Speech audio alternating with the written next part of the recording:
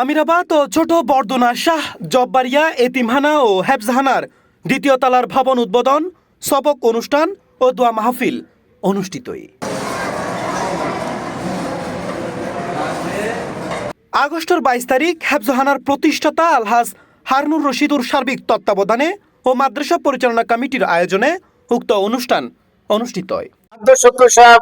এর জন্য যে কষ্ট সাধনা করছেন, আল্লাহ তাআলা যাতে তাদের এই প্রচেষ্টাকে শতভাগ কামিয়াবি দান করেন।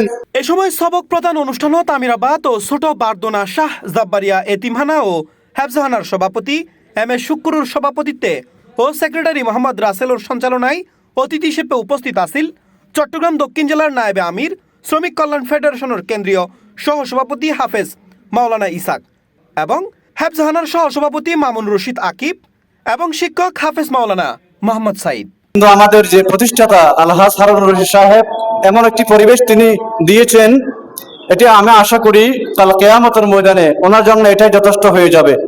আপনাদের প্রতি আকুল আবেদন থাকবে, উদাত্ত আহ্বান থাকবে, আপনারা যদি এই মাদ্রাসার প্রতি সহযোগিতার হাত বাড়িয়ে দেন তাহলে উত্তরোত্তর আরো সমৃদ্ধি লাভ করবে। এ সময় আরো উপস্থিত আছেন সাতকানিয়া সদর ইউনিয়নের ভারপ্রাপ্ত চেয়ারম্যান বেলাল উদ্দিন, শিক্ষক হাফেজ মাওলানা শফিকুর রহমান, বিশিষ্ট ব্যবসায়ী নূর ইসলাম শিকদার, হাফেজ মাওলানা শহীদুল মুস্তাফা সহ আরো বোধ কেউ।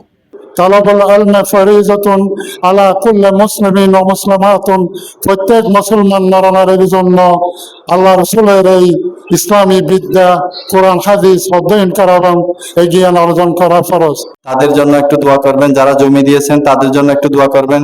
আপনারা জানেন একটা প্রতিষ্ঠান করতে গেলে কতটুকু বাধা বিপত্তি সম্মুখীন হতে হয়। আলোচনা শেষে মসজিদুর ইমাম মাওলানা শেখ আহমেদের মোনাজাতের মধ্যে দিয়ে উক্ত অনুষ্ঠানের আনুষ্ঠানিকতা সম্পন্ন হয়।